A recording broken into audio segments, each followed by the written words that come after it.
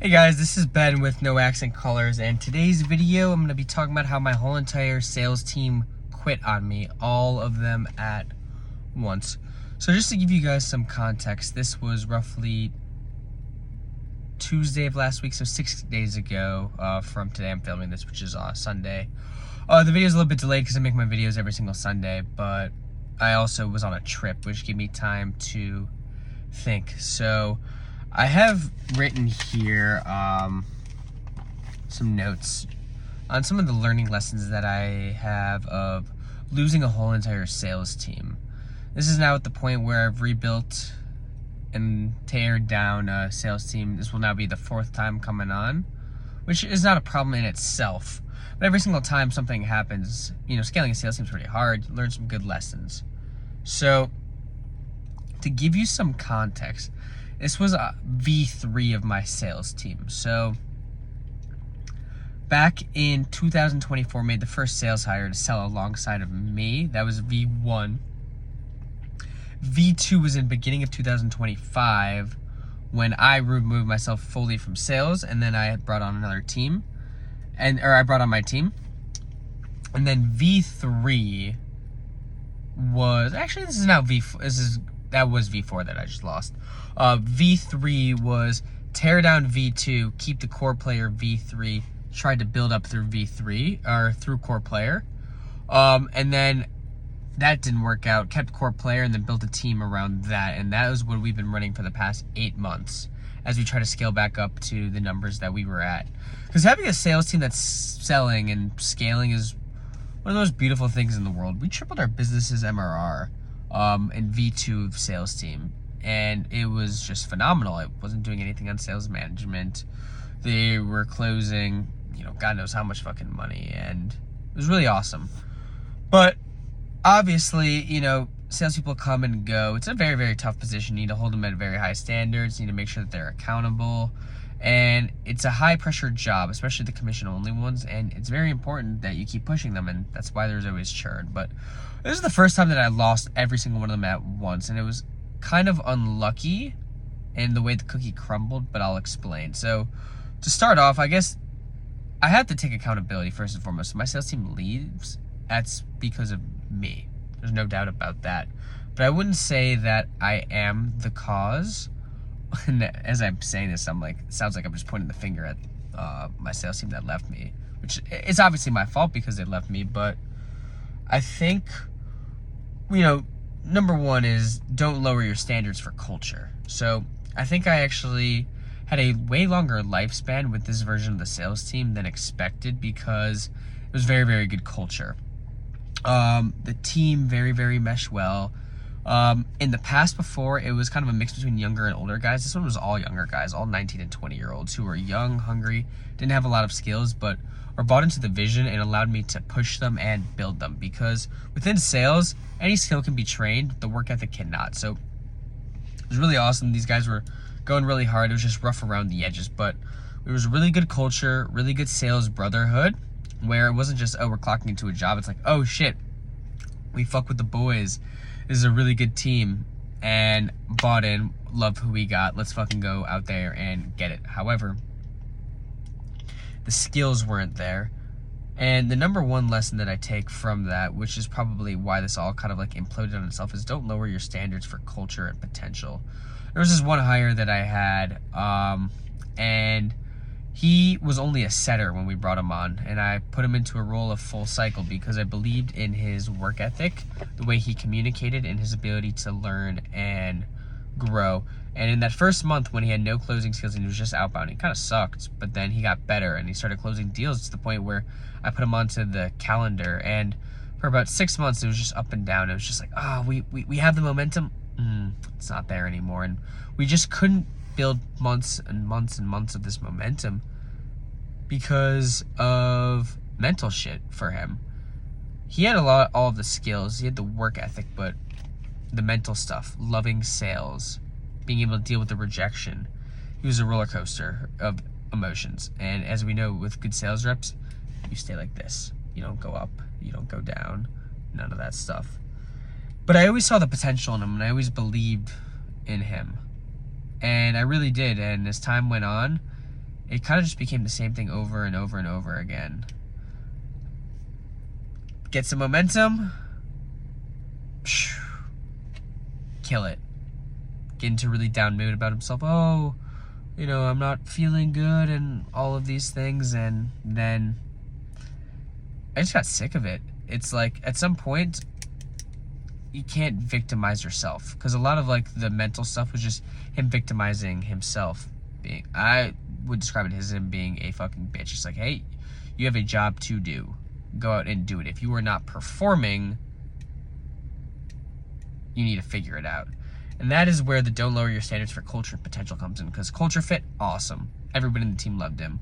Potential, still to this day, I believe in his potential. And I think that a lot of his learning lessons and stuff that will make him a very great salesman, business owner that he wants one day, he'll reflect back on his time here. But probably should have fired him like 5 months earlier, because eventually what happened is that I got so sick of dealing with this bullshit. It's like, I think the month that really set me off is when I booked him 150 calls. His show up rate was lower than anyone else, but he closed like 6 units. And I lost money on him. And I'm like, okay, at this point, like, what the fuck is up? We have our one-on-ones, we have our meetings, like, Ben, I need help. Not like, what can I do better? And I think sales is a pyramid. At the bottom, the foundation, you have energy and potential. Energy and mindset. In the middle, you have like technical sales skill. All right, at the bottom, you have work ethic. In the middle, you have mindset, energy. In the top, you have skills. The work ethic was there, but it was fake. Why? Because his mindset and energy. Okay, well then we flip it. Mindset and energy is foundation. Work ethic is number 2. Because you can do all the work, you can make all the dials, you can take all the calls, but deep down, if you hate what you're doing, if you're burnt out, if you're in your head, doesn't matter. It doesn't matter. And I got to the point where now number 2 is the line between tough love and toxicity is very, very thin. I'm very, very hard when it comes to managing a sales team, where I'm like, hey, standards, work ethic, and everything. Because that's how I was brought up on. I was just given a phone and I dialed. And through my work ethic and through my skills, I was able to get to the point where I was producing for the company, making money for myself. But what happened is that I really got sick of what was going on. I hate that it was the same complaining, soft like a fucking pussy every single fucking week. And I still believed in him, but I'm like, dude, you need to figure this out yourself. I can help you with all the technical skills, call reviews. You need to fix what's going on up here. I can't do that for you. And that didn't happen, and I got angry and toxic. I started publicly calling him out in front of the sales team, because it's kind of like good cop, bad cop when you have to bring the most potential out of someone. It's like, you could be one where it's like, hey, I'm really here to hold your hand. Like, here's your participation trophy. Like, I'm really happy that you fucking tried. Or you could see like, hey, does pressure make fucking diamonds? And I really tried the approach of good cop, bring the energy up. But that didn't work. So I thought, hey, let me push to break. And as I started pushing, I saw that I started breaking him. And I didn't want to break him just to break him. I thought breaking him is what it takes to get to that potential. I'll never forget, we watched a video of like Conor McGregor motivation about being the best. And I asked him at the end of it, I was like, when was the last time you expected to be the top of the leaderboard? When was the last time you wanted to fucking win? He was defeated months ago. And I thought the tough love would push to break. And the public humiliation, the call-outs saying like, Igor, do you even fucking want this shit? Igor, you like gotta step it the fuck up, all of this stuff. I thought it was gonna break him. I thought it was gonna, not break him, push him to hit his potential, but the team just kind of saw it as like toxic. But that goes to number 3, is winning solves everything. All this happened in a rough stretch of business, specifically my top guy, Gage, having a shitty month. And I'm sure he's probably watching this, and I think that he just gave up. He had 2 hard months, because at his peak, he was making 16, 17K per month with me. Okay. And slowly his results started going down. The hive mind affected the sales team. You know, it's not that we weren't winning and stuff. We were progressing in terms of our cash collected, but it wasn't what anybody wanted. It's not what they believed in themselves. And what I think happened is that, you know, I actually ended up going back in the calendar and I started fucking closing these guys. You know what I started doing? Hey, dude, if I can go out and fucking close it, so can you guys. But the hive mind affected all of them. And they all just mentally gave up on it. They took the easy route out. And it sucks because I put a lot of time and energy and attention into these guys. A lot. A lot. I believed in them to the most. But what came of that?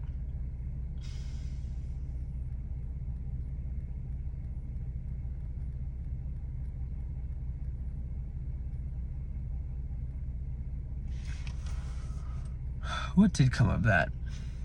I don't want to say nothing because I learned a lot, but you know, you pour time and energy and effort into these people and then it just doesn't work out, which goes back to number one, don't lower your standards for culture and potential. And this now goes into number 4, which is don't brainwash yourself into thinking that B players are A players. And that's what I had. I had this one young guy, Gage, very, very, very good, very awesome.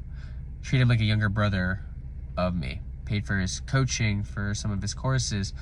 You know, he came to Nashville with us, took care of him there. Fuck, man, the first time I met him, that was like in person. He was in Orlando for a sales conference, and I took a train 4 hours out of my way to go see him. And dude, he was awesome. He was bought in, incredibly loyal. But I brainwashed myself into him thinking he was an A player. He was just a B player. Because when it comes to B players, they don't like accountability and holding the numbers. What I am reflecting back on, and this goes back into number 1, don't lower your standards for culture and potential, and also goes into number 4, don't brainwash yourself into thinking B players are A players. Because anytime there was real hard feedback when shit was hard, you know what happened? Get defensive. Said he wanted a lot of accountability, but didn't want it. The reason why this whole entire thing, you know, faltered is like, hey, I was reviewing one of his calls, and I said it was shit. Because it was fucking shit. And he took it so personal and put in his notice. And at this time, Igor, the other guy, like broke. Last one-on-one I'll never forget, he asked me. And after he's now... month to date, he asked me, when can I get back on ads? And his total cash collected was $420. And I told him, when you start fucking closing, put in his resignation then next week. Same time, I go through that aggressive call review, calling it out on how it was bad because it was not good. Put it in, no, you know, I'm done with this. You know, that was a line that you crossed, a call review, a line that I crossed. And you know what happened? Shit, the two most tenured guys left at the same time, which it was not coordinated. I don't think there was any malicious intent, but they both left. The other 2 were gone too, which gives me a good chance to, you know, wipe slate. And now another lesson that I have from here is perpetual commissions lead to lazy sales reps. And I think I go back to what happened is that one of the sales reps was just not closing any new cash and was just getting his residuals. He didn't make like good money every single month, but like wasn't really closing that much. On the other end, my top guy was closing a good amount, working really, really, really, really hard, but he was also making the fucking money. But what makes commission only sales really, really tough, and the best part to get you to work harder is like when you really feel that pain of not making the money, because that goes into the next one. Don't hire people who want a job. Hire people who need a job. The issue that I made with my reps is they all people who wanted jobs, who all wanted to make online money. 2 of them lived at home. Actually, 3 of them lived at home. So it was all a want for them. Guess what happens when the hungry dog just wants food, doesn't need it? I'm not going to go as hard.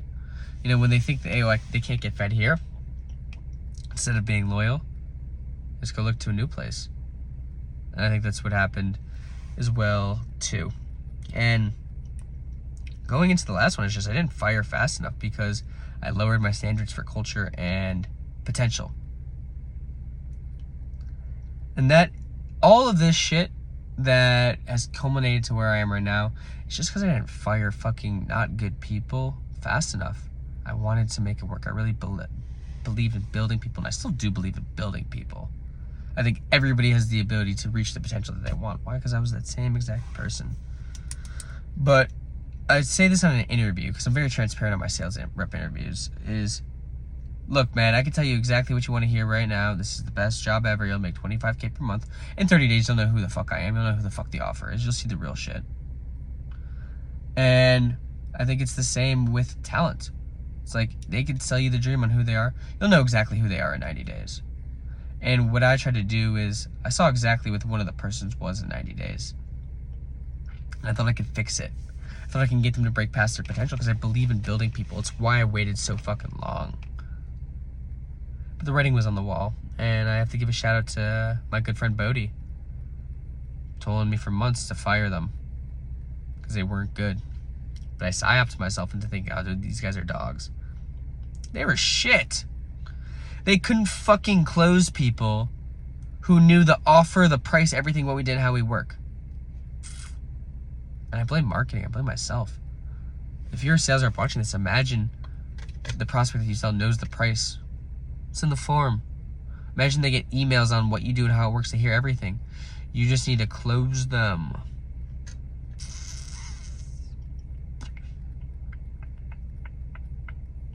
So here's where I am now.